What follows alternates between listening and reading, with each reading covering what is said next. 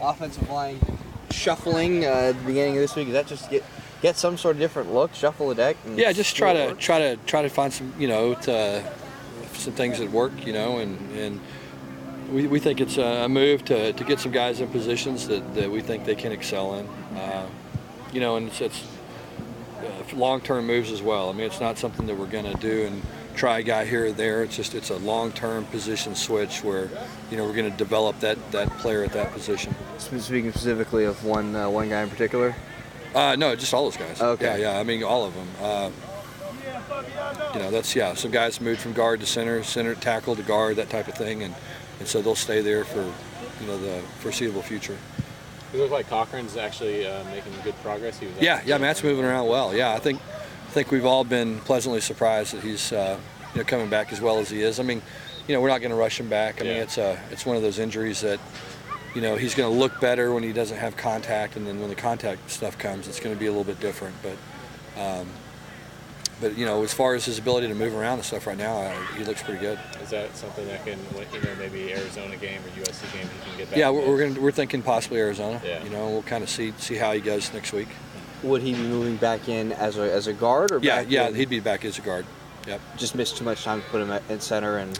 Yeah, I think so. I think Rigsby will. We think Rigsby has a chance to be the center for a long time. So that's the move we'll make. Is part of it just because he's such an aggressive blocker and gets to the second level pretty regularly? Yeah. It's just he's probably the most consistent guy, and so if he can hold down that center position, then I think it'll allow us to develop some other players. What about pulling Barreo's redshirt? How much agonizing did that take? Well, it's something we've been talking about for a while. We feel like we need to make the move. It's one of those moves that you don't want to make it if you can't justify the playing time. But since he's going to be a starter, and we're playing 5 important ball games the next 5 weeks, we think it's a move that's going to be a good move. So that 5 out there, including Barreo, that's what you pretty much plan on. So we plan on going in with, yep, unless something changes between now and then. With that quarterback position, there's something going on there too. What's the mindset now? Are you thinking about making a decision tomorrow, maybe a game? Yeah, we'll probably, we'll get through tomorrow's practice and sit down and evaluate it and probably make a decision on Friday. Mm-hmm. I think that'll be the timetable. You talk about the Don James helmet decals that you guys are going to be wearing. Yeah, it's just, I got a lot of respect for Coach James and what he meant for college football, and particularly in this part of the country, and we felt it was appropriate to honor him and celebrate the positive impact he's made on the game. He's obviously was very successful and has had a lot of guys that worked for him that have gone on to be successful head coaches as well and assistant coaches, and so we felt like it was the least we could do. How much do you think Tagovailoa will play at his new spot? I don't know yet. I don't know that we've got that settled yet between him and Alex, who's going to be the starter and the backup and all that. So, as I said, I think we'll practice those guys tomorrow and then, sit down and make a decision as we go into Friday. What did you see in Tagovailoa that said, let's try him at guard? Well, I think his strength is not playing in space. It's playing a little bit more confined spaces, and I think the guard position allows him to do that. I think it allows him to play much more aggressive, be less of a finesse player, and I think that's what he's, physically best suited for, is to do that. And so, we feel like the move made sense. I think I think he'll develop into a fabulous guard. I really do. I think he's got a chance to, to become a heck of a player inside. Is there any chance to use both quarterbacks in the rotation, like 2 series here? Not normally, not what we want to do. Just don't think that's typically we want to play somebody and let them get a feel for the game and let them play, and so last thing in the world we want to do is if somebody gets into a flow and another quarterback's coming in. I've never found that to be particularly effective.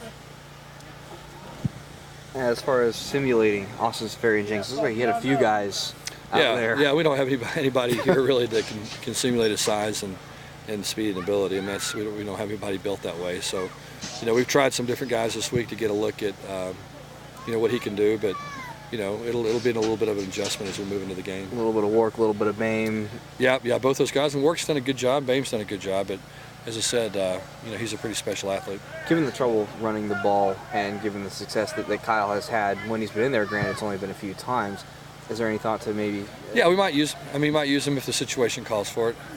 It's something we always kind of have in our pocket that we'll use when we think that we can get a look out of a certain formation. A lot of it depends on how they're going to line up versus certain looks and whether or not we think we can gain a numerical advantage by having some quarterback run game.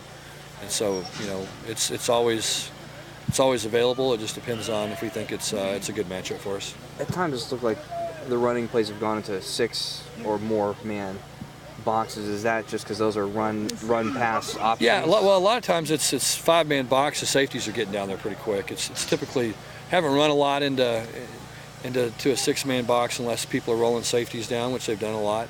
And that's been the thing that people have done to us more this year than in years past is show a too high safety look and roll the coverage down, get a safety down in the box pretty quickly. And we've got to do a better job of recognizing that and making the appropriate decisions. What's the mindset on the defensive side of the ball with Keith Price being kind of questionable right now? Is that changing anything? No, I think you always have to assume he's going to play. I mean, I think that's as coaches, you always assume that the guy's going to play. You prepare for him, and he's a good quarterback. He's had a lot of experience playing. He's been real successful. He's a good thrower, moves around well enough to give you problems, and so I assume that he'll play on Saturday. What did you see from the backup quarterback? Thought he did some good things. I mean, I thought he came in and executed the offense well. I mean, I think that's what you always look at as a for a backup quarterback is how well do they come in and how confident do they seem, and he came in and he seemed like he executes well and knows what he's doing, and there's not the same thing probably as Keith Scott just from a standpoint of experience, and they're probably a little bit more basic with some of the things they do with him, but I mean, he's a good player. Physically, he's pretty similar to Price, though. Yeah, but they're not. Yeah, I think that there's a little bit more of a limited capacity of what they do. I would think. I think when you look at them, typically the backup's not going to have the entire playbook available. Maybe. Speaking of defense, has Puka Lopa earned more playing time? Yeah. Puka's starting to play himself into more playing time. He's active. I think he's playing probably as aggressive as anybody on our front right now, and he's playing fast. He brings us energy when he gets in the game, and so we've got to get a pass rush. I mean, that's something we haven't done a very good job of this year, rushing the passer, and Puka's probably been one of our more consistent guys generating a rush. Let's go. Okay. Thanks.